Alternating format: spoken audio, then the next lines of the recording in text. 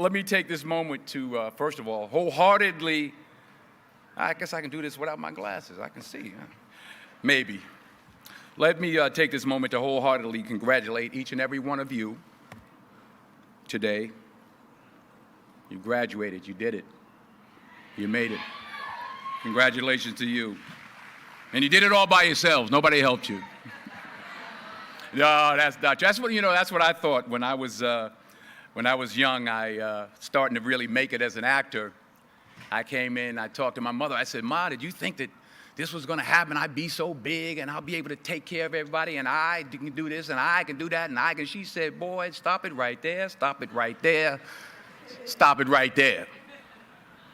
He said, "If you only knew how many people that have been praying for you, how many prayer groups she put together, how many prayer cloths she gave me, how many times she splashed me with holy water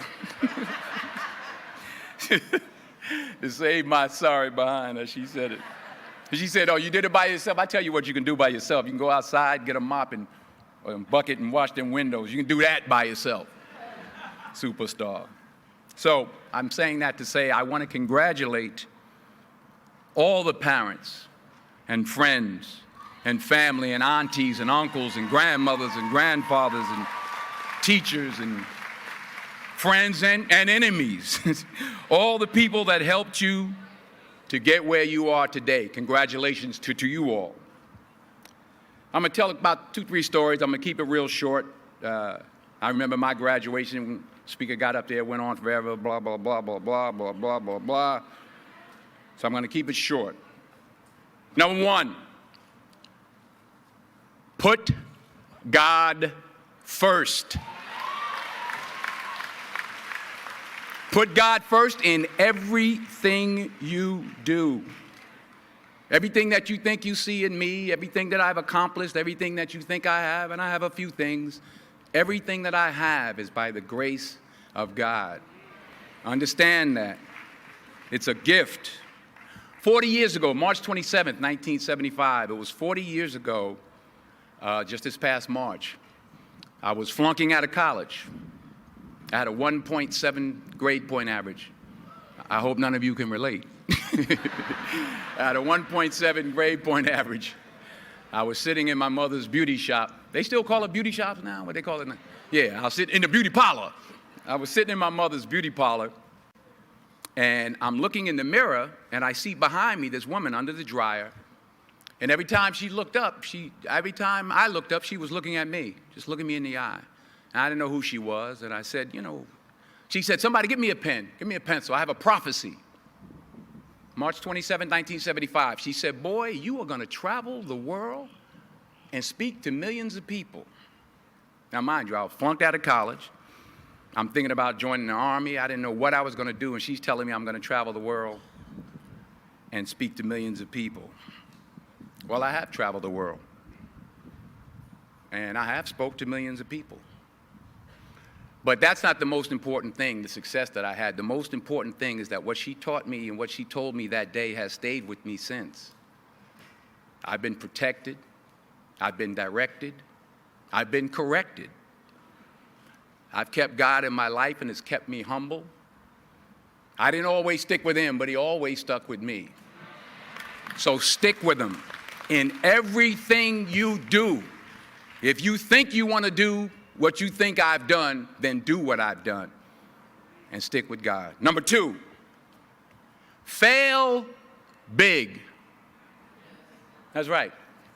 Fail big. Today is the beginning of the rest of your life, and it can be very frightening. It's a new world out there. It's a mean world out there, and you only live once. So do what you feel passionate about. Take chances professionally. Don't be afraid to fail. There's an old IQ test, was 9 dots, and you had to draw 5 lines with a pencil within these 9 dots without lifting the pencil. The only way to do it was to go outside the box. So don't be afraid to go outside the box. Don't be afraid to think outside the box. Don't be afraid to fail big, to dream big. But remember, dreams without goals are just dreams, and they ultimately fuel disappointment. So have dreams, but have goals. Life goals, yearly goals, monthly goals, daily goals. I try to give myself a goal every day. Sometimes it's just to not curse somebody out. Simple goals, but have goals. And understand that to achieve these goals, you must apply discipline and consistency. In order to achieve your goals, you must apply discipline, which you have already done, and consistency every day, not just on Tuesday and miss a few days.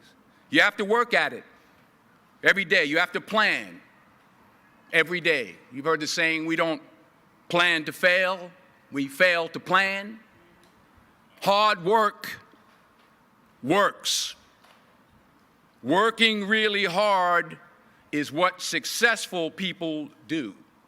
And in this text, tweet, twerk world that you've grown up in, remember, just because you're doing a lot more doesn't mean you're getting a lot more done. Remember that. Just because you're doing a lot more doesn't mean you're getting a lot more done. Don't confuse movement with progress. My mother told me, she said, yeah, because you can run in place all the time and never get anywhere. So continue to strive, continue to have goals, continue to progress. Number 3, you'll never see a U-Haul behind a hearse. I'll say it again. You'll never see a U-Haul behind a hearse. I don't care how much money you make, you can't take it with you. The Egyptians tried it. They got robbed. That's all they got. You can't take it with you. And it's not how much you have. It's what you do with what you have. We all have different talents. Some of you will be doctors, some lawyers, some scientists, some educators, some nurses, some teachers. Yeah, okay. Some preachers. The most selfish thing you can do in this world is help someone else. Why is it selfish? Because the gratification, the goodness that comes to you, the good feeling that I get from helping others, nothing's better than that. Well, one or two things, but nothing's better than that. Not jewelry, not big house I have, not the cars, but it's the joy. That's where the joy is, in helping others. That's where the success is, in helping others. Finally, I pray that you put your slippers way under the bed tonight, so that when you wake up in the morning, you have to get on your knees to reach them. And while you're down there, say thank you for grace. Thank you for mercy. Thank you for understanding. Thank you for wisdom. Thank you for parents. Thank you for love. Thank you for kindness. Thank you for humility. Thank you for peace. Thank you for prosperity.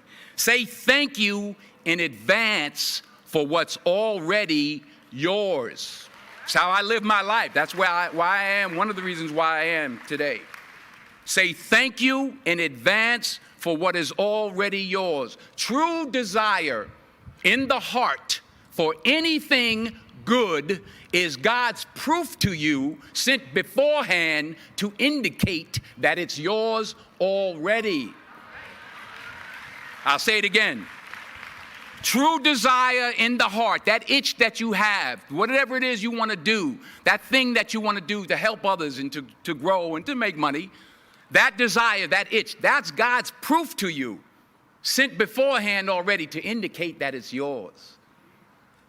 And anything you want good, you can have. So claim it. Work hard to get it. When you get it, reach back. Pull someone else up. Each one, teach one.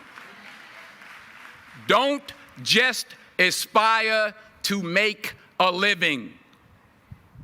Aspire to make a difference. Thank you.